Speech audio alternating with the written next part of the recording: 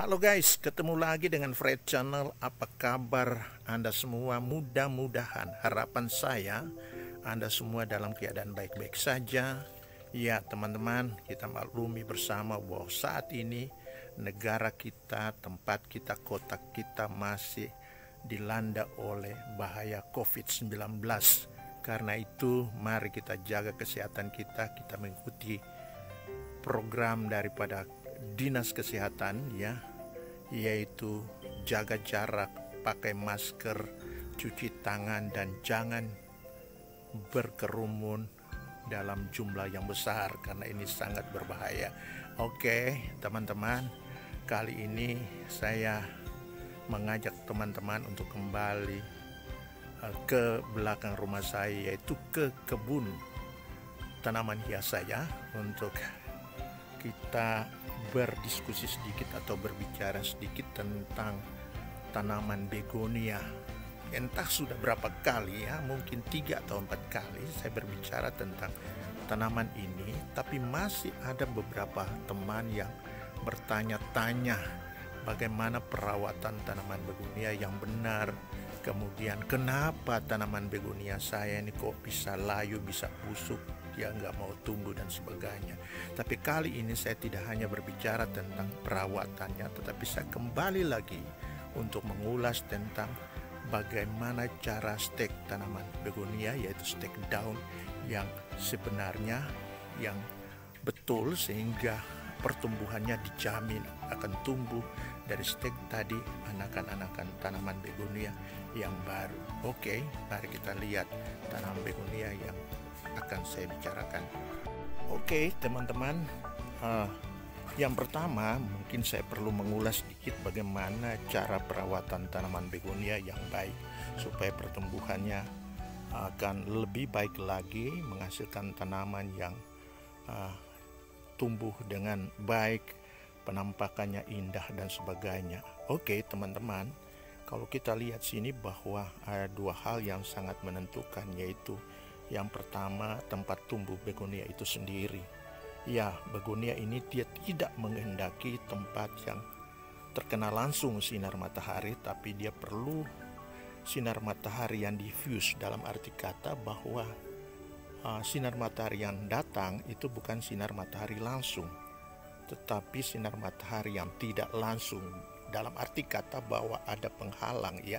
Jadi kalau kita mau menanam tanaman begonia, kita perlu menaungi dia dengan paranet. Contohnya saya menggunakan paranet, yaitu paranet 80% ya, saya gunakan itu sehingga sinar matahari yang masuk adalah sebesar 20%.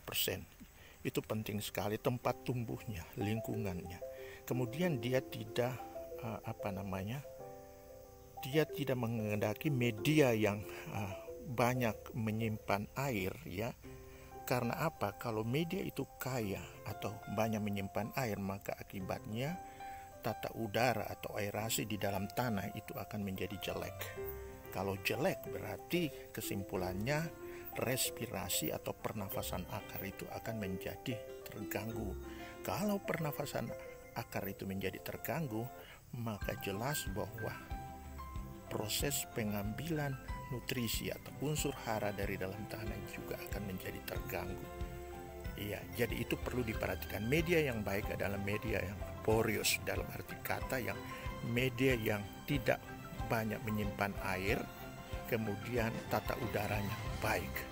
Iya, jadi ini perlu kita perhatikan ya. Kita bisa menggunakan campuran tanah, kemudian kompos, kemudian pupuk kandang, kemudian juga bisa ditambah dengan sekam padi atau sekam padi yang mentah itu. Jadi campurannya seperti itu dan dijaga supaya setiap saat perlu kita lakukan, yaitu yang namanya perbaikan tata udara, itu dengan pembalikan tanah di dalam pot. Itu yang perlu kita lakukan. Kemudian ada pertanyaan lagi di sini adalah bahwa kenapa tanaman begonia saya kok tiba-tiba busuk atau daunnya gugur. Nah, itu persoalannya kembali lagi ke cara budidaya tadi. Kemungkinan besar di sini adalah tanah atau media tadi itu sudah terjangkiti oleh jamur atau cendawan ya, sehingga mengakibatkan perakarannya busuk. Perakarannya busuk itu juga diakibatkan oleh kelembapan yang tinggi atau tanah media itu mengandung air, sehingga tata udaranya tidak baik, sehingga cepat mempengaruhi proses pembusukan akar. Oke, teman-teman, itu yang perlu kita perhatikan. Jadi lingkungannya itu perlu dijaga ya, karena begonia ini memerlukan perseratan tumbuh yang berbeda juga dengan tanaman lainnya. Itu yang harus kita perhatikan. Kemudian kita kembali lagi kepada cara penyetekan tanaman dengan menggunakan stek daun. Oke, teman-teman, cara mengambil stek daun ya, saya berikan contoh. Ini adalah stek daun tanaman begonia yang akan kita ambil stek daunnya, yaitu seperti teman-teman lihat di sini. Yang saya gunakan di sini adalah stek daun yang sudah saya lingkari di sini. Ini teman-teman. Jadi kenapa saya gunakan ini? Ini ternyata lebih cepat tumbuh. Karisia adalah pertemuan antara tulang-tulang daun di sini ya. Kemudian ini kalau saya tanam dengan menggunakan tangkai daun yang pendek, saya masukkan, dia akan lebih cepat tumbuh. Itu. Kemudian kita juga bisa menggunakan bagian stek daun yang lain. Contohnya di sini yang sudah saya berikan tanda, ini ada tulang daunnya. Kemudian cara kita ambil bagian ini, kemudian kita tanam dalam tanah mengikuti arah panas seperti ini. Tanam di dalam tanah. Media yang kita gunakan juga media yang harus porous, oke? Itu teman-teman. Jadi ini stek daun ya, seperti ini. Jangan teman-teman menggunakan contohnya daun yang tidak ada punya tulang daun ya, ini akan nampaknya akan kurang berhasil. Oke teman-teman, inilah contoh stek daun yang saya sudah tanam. Jadi ini kurang lebih umurnya 1 minggu ya, saya sudah tanam ini. Jadi rata-rata setiap jenis begonia bisa kita pakai stek daun ya, dengan cara seperti ini, seperti sudah saya jelaskan tadi ya. Cara menanamnya juga seperti ini ya. Kemudian kalau kita lihat di sini stek daun yang sudah tumbuh ini adalah seperti ini ya. Ini sudah tumbuh bagus sekali ya, seperti ini ya. Ini kemudian ini juga sudah tumbuh ya, dia akan menjadi besar. Seperti teman-teman lihat ya, seperti ini ya. Jadi umumnya dia bisa menghasilkan 2-3 anakan dari setiap stek daun yang kita tanam. Oke, jadi inilah stek daun. Jadi dia akan membutuhkan sekitar 1,5 sampai 2 bulan ya, baru dia bisa menghasilkan anakan seperti ini ya, tergantung juga media yang kita gunakan. Oke, jadi ini teman-teman juga contoh daripada stek daun yang saya sudah tanam ya. Teman-teman lihat, ini sudah tumbuh semua ya. Ini walaupun masih kecil tapi dipastikan dia akan tumbuh. Dia akan tumbuh ya, ini sudah bagus sekali. Ini masih kecil tapi dia akan tumbuh.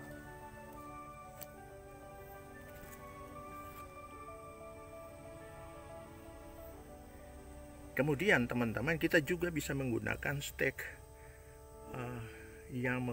dengan tangkai daun yang panjang. Contohnya di sini saya gunakan ini, saya pakai tangkai daun yang panjang ya. Ini teman-teman ya, seperti ini. Ini tangkai daunnya panjang dan dia ternyata juga bisa tumbuh. Namun bila dibandingkan dengan stek daun, pertumbuhannya agak lambat ya. Jadi sebaiknya kita langsung menggunakan stek daun. Yang kita tanam adalah daun, bukan tangkai daun. Oke, jadi inilah stek daun yang sudah menghasilkan tanaman muda daripada begonia. Oke, jadi teman-teman silakan mencoba. Yang penting di sini adalah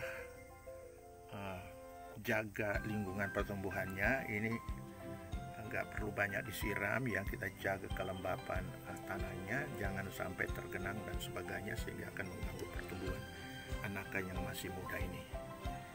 Oke, jadi itu aja sedikit informasi tentang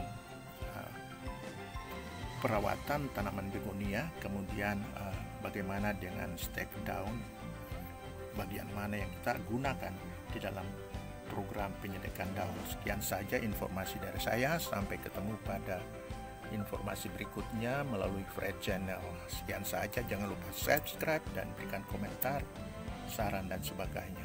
Oke, sampai jumpa, bye.